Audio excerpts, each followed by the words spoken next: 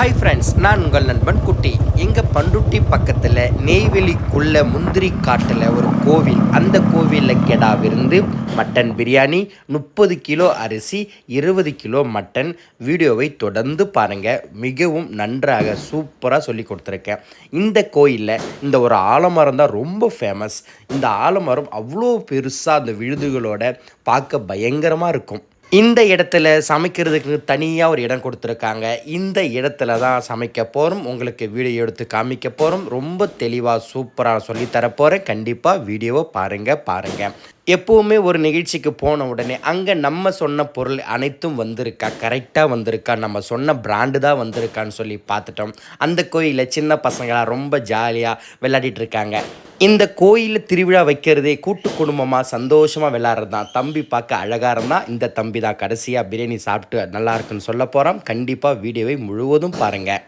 இந்த ஆட்டுக்கறியில் இந்த ஆட்டோட தோலை உரிக்க தான் கஷ்டமாக இருக்கும். அதுக்கப்புறம் சரசரன்னு பிரித்து உரித்து வெட்டி கொடுத்துடுவாங்க. எப்போவுமே ஆட்டுக்கறி செய்யும் போது நீங்கள் அடுப்பை கொளுத்தவே கூடாது. வெட்டி கறி கொடுத்தா பிறகு தான் அடுப்பை பற்ற வைக்கணும். இதில் ஒரு பெரிய விஷயம் இருக்கும். கண்டிப்பாக நீங்கள் வீடியோ முழுவதும் பார்த்தா இதை நல்லா புரிஞ்சுப்பீங்க. இங்கே இருக்கிற சின்ன சின்ன பாப்பா தம்பி எல்லாரும் எனக்கு வெங்காயம் உரிச்சு கொடுத்தாங்க, ரொம்ப உதவி செஞ்சாங்க. அவங்களோட பாசமாக பேசிட்டு உங்களையும் நான் யூடியூப்பில் வீடியோ போடுறேன்னு சொன்னேன். எல்லாருக்கும் மகிழ்ச்சியாக இருந்துச்சு. இப்போ நம்ம எல்லாத்தையும் சரி செஞ்சுட்டு இன்றைக்கி 24 கேரட் அரிசியில் பிரியாணி செய்ய போகிறோம். இந்த அரிசியை பற்றி உங்களுக்கு தெரியும், நான் நிறையா சொல்லியிருக்கேன். புதுசாக பார்க்கும் வியூவர்ஸ் இந்த அரிசியை பற்றி தெரிஞ்சுக்கினீங்கன்னா நீ என் சேனல் வீடியோ போய் பாருங்கள். இந்த அரிசி 2 இயர் ஓல்டு, 30 கிலோ சிப்பம் கேட்டு வாங்கணும். அந்த அரிசி தான் நல்ல உபிரியாக இருக்கும். இதை முன்னாடி எடுத்து அளந்து அலசி ஊற வச்சுட்டு தான் நீங்கள் அதுக்கப்புறம் எல்லாத்தையும் செய்யணும். கண்டிப்பாக அளவு பாத்திரம் முக்கியம். அந்த அளவு பாத்திரத்துக்கு ஒரு அடையாளம் வைக்கணும். அளக்கிற பாத்திரத்துலேருந்து 1க்கு 1.5 தண்ணி வைக்கணும். இந்த அரிசி கூட சமமாக கறி சேர்த்தா தண்ணி கொஞ்சம் குறைச்சி வைக்கணும். இதெல்லாம் வீடியோவில் சொல்ல போகிறேன். கண்டிப்பாக வீடியோவை பாருங்கள். அண்ணன் இங்கே ஆட்டுக்கறியை எல்லாத்தையும் உரித்து வெட்டி நமக்கு தரப்போகிறாரு. ஓகேன்னு சொல்லிட்டு நான் அடுப்பு பற்ற வைக்க போகிறேன். நல்லா புரிஞ்சுக்கிங்க. கறி ஆட்டுக்கறி வேகணும். நீங்கள் முன்னாடியே பற்ற வச்சிட்டிங்கன்னா அவசரத்தில் வேக வைக்காமல் விட்டுருவீங்க. அதையும் தெளிவாக சொல்ல போகிறேன் பாருங்கள். இப்போ நமக்கு தேவையான பொருள் அந்த நெய், எண்ணெய், பட்டகரம் ஏலக்காய், பச்சை மிளகா, வெங்காயம், இஞ்சி பூண்டு சாந்து, தயிர், எலுமிச்சை சாறு, உப்பு, தக்காளி, மசாலா, தண்ணி, இது எல்லாமே ரெடியாக எடுத்து வச்சுட்டு நீங்கள் அடுப்பு கொளுத்துனீங்கன்னா அப்படியே நீங்கள் சமைக்கிற பிரியாணி 100% முழு திருப்தியாக உங்களுக்கு கிடைக்கும். இந்த இடத்தில் சாப்பாடு 2 மணிக்கு கேட்டிருந்தாங்க. ஆனால் அவங்க கோவிலுக்கு படைச்சிட்டு கெடா வெட்டி கொடுக்கறதுக்கே கறி 3 ஆயிடுச்சு. ரொம்ப அவசரப்பட்டாங்க. நான் என்ன சொல்ல வரேன்னா, எப்போவுமே ஆட்டுக்கறிக்கு முன்னாடி வதக்கிட்டு கறி வந்த உடனே அவசரப்பட்டு நீங்கள் சேர்த்து வேக வைக்காமல் தண்ணி ஊற்றி தம் போட்டிங்கன்னா அந்த கறி வேகலைன்னா உங்களுக்கு சுவையும் கிடைக்காது, அந்த கறி சாப்பிடவும் முடியாது. சாப்பிட்ற எல்லாரும் நம்மளை திட்டுவாங்க. இல்லைனா முன்னாடி தனியாக கேஸ் அடுப்பில் நல்லா வேக வச்சு கறி உடையதான்னு பார்த்து அதுக்கப்புறம் பிரியாணியில் சேர்த்துக்கங்க. இது ரொம்ப வளர்ந்து வரும் மாஸ்டர்கள் செய்யும் தவறு, நான் செய்த தவறு. ஏன் வீடியோ கண்டென்ட்டு பொறுத்த வரைக்கும் நான் என்ன தவறுகளை உணர்ந்து புரிஞ்சிக்கிட்டு நான் செய்ய ஆரம்பிச்சேனோ அதை தான் உங்களுக்கு நான் எடுத்து சொல்ல வந்திருக்கேன். நான் ஒரு பெரிய மாஸ்டர், நான் சொல்கிற அளவு தான் சரியானது, என் செய்முறை தான் இந்த உலகத்திலே பெருசு அப்படிலாம் சொல்ல வரல. நான் ரொம்ப கஷ்டப்பட்டு இந்த வேலையை கற்றுக்கிட்டேன், சில அனுபவத்தை புரிஞ்சுக்கிட்டேன். இது இல்லாமல் இந்த பிரியாணியோட முழுமையான ஒரு வேலையை ஒரு 4 வருஷத்துக்கு அப்புறம் தான் நானே தெரிஞ்சுக்கிட்டேன். இதை தான் என் வளர்ந்து வரும் மாஸ்டர்களுக்கு சொல்ல வந்திருக்கேன். அடுப்பை கம்பி அடுப்பு வச்சு விறகு வச்சு அப்படியே கோவிலுக்கு கெடா வெட்டி செய்யும் போதெல்லாம் படையில் போட்டு தட்சணை வாங்கி கற்பூரம் கொளுத்தி தான் ஆரம்பிப்போம். அடுப்பு பற்ற வைக்கிற வெறுவு ரொம்ப முக்கியம். அந்த கம்பி அடுப்பு வைக்கிற இடம் முக்கியம். அந்த பிரியாணி செய்ய போகிற வட்டா முக்கியம். அந்த பிரியாணிக்கு செய்ய கின்ற அந்த துடுப்பு முக்கியம். ஒவ்வொரு பொருளும் அதுக்கு ஏற்ற மாதிரி அமைஞ்சாதான் அந்த பிரியாணியை நல்ல ஒரு பதமாக உதிரியாக சூப்பராக கொடுக்க முடியும். இதுதான் என் கண்டென்ட்டு. ஃபிசிக்கல் ஒர்க்கு தான் முக்கியம். அளவும் செய்முறையும் யூடியூப் சேனலில் 1 லட்சம் மாஸ்டர் சூப்பராக சொல்லி தராங்க. இங்கே புதுசாக ஒரு மாஸ்டர் வந்திருந்தார்.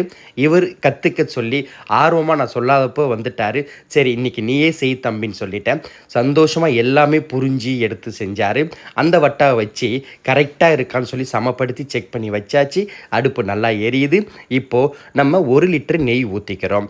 இந்த 1 லிட்டர் நெய் கூட 6 லிட்டர் எண்ணெய் ஊற்றுறோம். இங்கே 30 கிலோ அரிசிக்கு நம்ம 20 கிலோ கறி தான் சேர்க்குறோம். நான் வளர்ந்து வரும் மாஸ்டர் அண்ணன்கிட்ட பிரியாணி கற்றுக்க வந்திருக்கேன். தம்பியே ஒன்று ஒன்றா போட சொல்லி அதோடைய பதம், அது பொரியிற தன்மை, அது எப்படி வதக்கணும், ஃபஸ்ட்டு எல்லாமே தெரிஞ்சாலும் துடுப்பு கிண்ட நமக்கு நல்லா தெரியணும். அப்போ தான் சமமாக கிண்ட முடியும், தீச்சல் இல்லாமல் கிண்ட முடியும். தம்பிக்கிட்டே எல்லா பொறுப்பும் ஒப்படைச்சிட்டேன். தீபாவளிக்கு அப்புறம் உங்கள் வளர்ந்து வரும் மாஸ்டர் எல்லாரையுமே நான் அழைச்சி என் கூட பயணித்து உங்களுக்கு ஃபிசிக்கலாக நான் சொல்லி கொடுத்து அனுப்புகிறேன். கண்டிப்பாக விரைவில் ஆரம்பிக்கிறேன். இப்போது எப்பவும் போல் எண்ணெய் ஊற்றி பட்டுக்கரம் போட்டு அது கூட பச்சை மிளகாய் போட்டு அதுக்குள்ளே வெங்காயம் போட்டுட்டோம். இந்த வெங்காயம் நல்லா பொன்னிறமாக வதங்கணும். பொன்னிறம்னா நிறைய பேர் ரொம்ப முருவலாக்கிடுறீங்க, அது பவுடர் மாதிரி ஆகிடும். அந்த வெங்காயம் கார்னர் மட்டும் உங்களுக்கு பொன்னிறமாக இருக்கணும். அப்போ தான் மசாலா நல்லா கிடைக்கும். இந்த வெங்காயம் வதங்கும் போதே அந்த புதினா மல்லித்தழையை சேர்த்து நல்லா வதக்கும் போது நமக்கு நல்ல ஒரு ஃப்ளேவர் கிடைக்கும். அந்த தழியும் முழுவதுமாக தெரியாது. வெங்காயம் நல்லா வதங்கின உடனே 3 கிலோ பூண்டு, 3 கிலோ இஞ்சி சேர்த்து நல்லா வதக்கணும். அந்த இஞ்சி பூண்டு வதங்கி எண்ணெய் பிரிஞ்சு மேலே தனியாக வர வரைக்கும் வதக்கினாதான் நல்ல வாசனையும் கிடைக்கும், சுவையும் கிடைக்கும். இஞ்சி பூண்டு சேர்த்த உடனே 30 கிலோ அரிசிக்கு 30 கைப்பிடி உப்பு, 20 கிலோ அரிசிக்கு 2 கிலோவுக்கு 1 கைப்பிடி உப்பு, தனியாக 10 கைப்பிடி உப்பு. இப்போது 30 கைப்பிடி சேர்த்துட்டேன். தனியாக உங்களுக்கு கறியை நான் சொல்லி போடுறேன். தம்பி வளர்ந்து வரும் மாஸ்டர் அவர் கையாலே அந்த கையை பிடிக்கிற அளவு எப்படி அதெல்லாம் சொல்லி கொடுத்து நான் அவர் வட்டாவில் போட சொன்னேன். சூப்பராக போட்டார். அவரும் கடைசி அந்த உப்பு டேஸ்ட்டு பார்க்கும்போது ஆமாண்ணா கரெக்டாக இருக்குது அப்படின்னு சொல்லி அவர் ஒரு மகிழ்ச்சி அடைஞ்சார். நீங்கள் எப்போவுமே இஞ்சி பூண்டு சாந்து சேர்த்து வதக்கும் போது உப்பு சேர்த்து வதக்கினீங்கன்னா அதோடைய வாசனை அதிகமாக இருக்கும். அது மட்டும் இல்லாமல் இந்த இஞ்சி பூண்டு சேர்த்த உடனே அந்த மட்டன் அந்த கறியை சேர்த்திங்கன்னா நீங்கள் அந்த கூட வெந்து அந்த இஞ்சி பூண்டு ஃப்ளேவரோட அப்படியே அந்த கறி சாப்பிட்றதுக்கு அவ்வளோ ஒரு மணமாக இருக்கும்.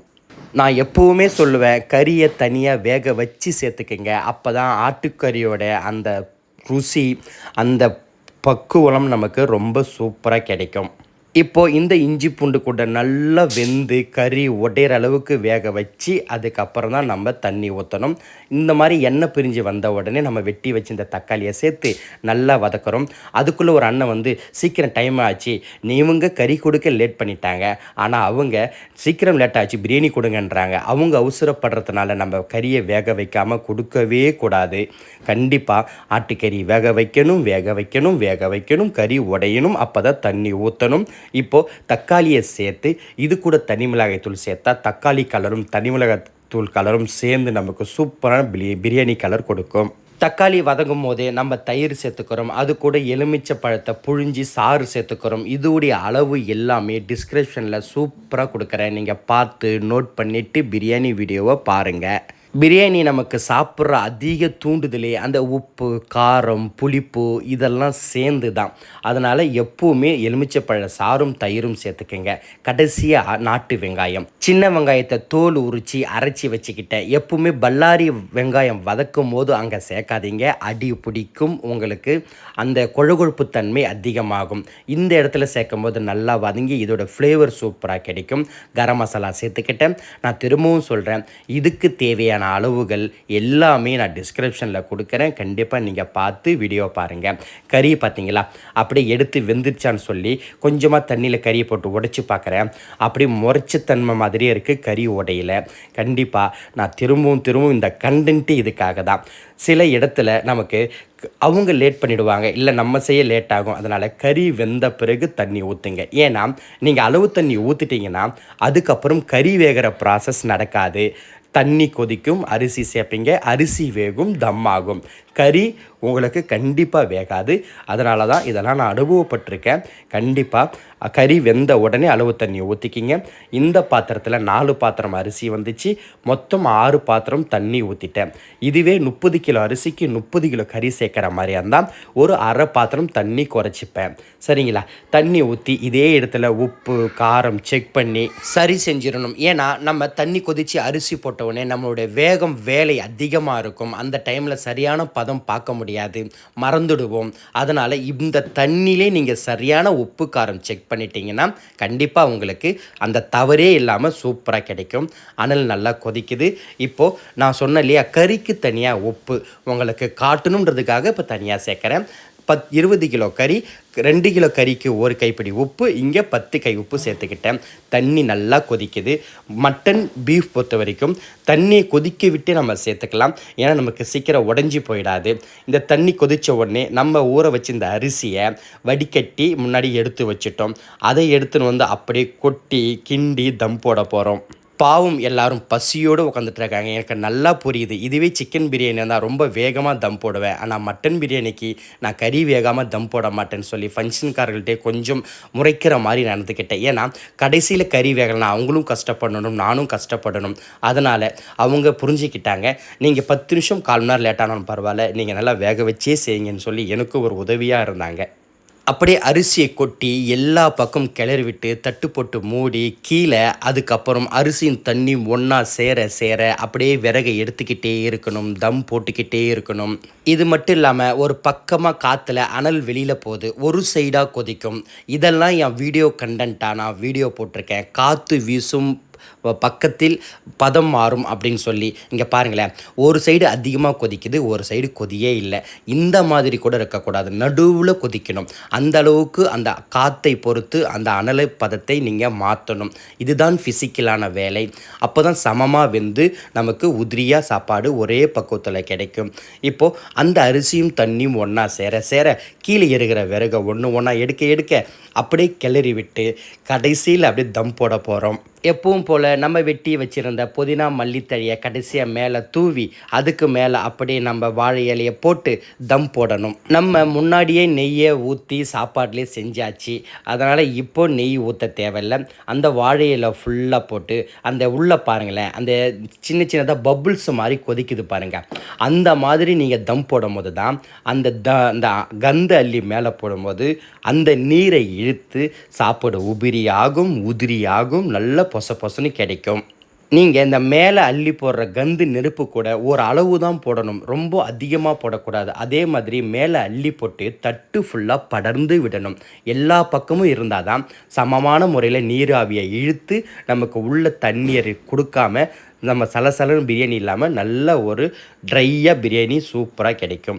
இப்போது இந்த வாழை இலைலாம் எடுத்துகிட்டு பிரியாணியை உடச்சி காமிக்கிறேன் பாருங்கள். அப்படியே சுட்ட உதிரியாக சூப்பராக இருக்குது. சாப்பிட எல்லாம் இலை போட்டு பந்தி போட்டு உக்காந்துட்ருக்காங்க. அதெல்லாம் வீடியோ எடுத்து உங்களுக்கு காமிக்கணும்னு எனக்கு ஆசை. ஆனால் இங்கே வீடியோ எடுப்பதும் நானே, எடிட் பண்ணுவதும் நானே, பேசுவதும் நானே. ஏன் வளர்ந்து வரும் மாஸ்டர்களுக்காக இவ்வளோ உழைப்பு ஆர்வம் எல்லாம் உங்களுக்காக நான் எப்போவுமே முதுகெலும்பாக இருப்பேன். வளர்ந்து வரும் மாஸ்டர்களுக்காக மட்டும்தான் என்னுடைய வீடியோ கண்டென்ட்டு. புதுசாக பார்க்கும் வியூவர்ஸ் இருந்தாலும் சரி, என் வீடியோவை தொடர்ந்து பார்க்கும் சப்ஸ்கிரைபர் நண்பர்களாலும் சரி, உங்கள் எல்லாருக்கும் என் மனமார்ந்த தீபாவளி வாழ்த்துக்கள். பொறுமையாகவும் நிதானமாகவும் பெரிய வெடிக்கல் வெடிக்காமல் அழகாக சின்ன வெடிக்கல் வெடித்து சின்ன பசங்களாம் சந்தோஷமாக கொண்டாடுங்க. இந்த அண்ணனோட பிரியாணியும் நீங்கள் இவ்வளோ உதிரியாக பார்த்து கற்று இந்த தீபாவளிக்கு செஞ்சு சாப்பிடுங்க. நிறைய வீடியோ போட்டிருக்கேன் என் சேனலில். 1 கிலோவிலேருந்து 70-80 கிலோ வரைக்கும் செய்கிற அளவுக்கெல்லாம் வீடியோ போட்டிருக்கேன். கண்டிப்பாக நீங்கள் பார்த்தீங்கன்னா நீங்களே சமைச்சு சாப்பிட்ற அளவுக்கு உதிரியாக சுவையாக அந்த பதம் பக்குவம் எல்லாம் கொடுத்துருக்கேன். ஆரம்பத்துலேருந்து இந்த தம்பி என் கூடவே இருந்தால் அண்ணா நானும் யூடியூப்பில் வரேன்னு சொன்னான். நான் ஃபஸ்ட்டு சொன்னேன் இல்லையா, இந்த கதாநாயகன் இவர் தான். சாப்பிட்டுட்டு ரொம்ப நல்லா இருக்குன்னு சொன்னார். இந்த தம்பிக்கு என் அண்ணனுடைய தீபாவளி வாழ்த்துக்கள். 2.5 கிலோ ஜீரக சம்பா அரிசி, 2.5 கிலோ மட்டன் போட்டு ஒரே தம் பிரியாணி கேஸ் அடுப்பில் செஞ்சு விறகு அடுப்பில் தம் போடுற மாதிரி போட்டேன். விரைவில் வீடியோ வருது, தெளிவாக சூப்பராக உதிரியாக. என் வீடியோ பிடிச்சிருந்தால் லைக் பண்ணுங்கள், ஷேர் பண்ணுங்கள், கமெண்ட் பண்ணுங்கள், கண்டிப்பாக சப்ஸ்கிரைப் பண்ணுங்கள். அதை விட முக்கியம் ஷேர் பண்ணுங்கள். நான் வளர்ந்து வரும் மாஸ்டர்களுக்காக வீடியோ போடுகிறேன். நீங்கள் அவர்களுக்காக ஒரு உதவியாக நீங்கள் ஷேர் பண்ணிங்கன்னா எங்கேயோ ஒரு வளர்ந்து வரும் மாஸ்டர்களுக்கு இந்த வீடியோ போய் சேர்ந்து அவங்க வாழ்க்கையில் வளர்ந்து வருவாங்க. கண்டிப்பாக என் வீடியோ பிடிச்சிருந்தா நீங்கள் சப்ஸ்கிரைப் பண்ணட்டாலும் பரவாயில்ல, நீங்கள் ஷேர் பண்ணுங்கள், அதுவே போதும். கண்டிப்பாக வீடியோ பிடிச்சிருந்தா பண்ணுங்கள். இந்த மட்டன் பாருங்களேன், அப்படியே உடைச்சி பஞ்சு மாதிரி பிரியுது. கண்டிப்பாக வீடியோ விரைவில் வருது. அனைவருக்கும் நன்றி.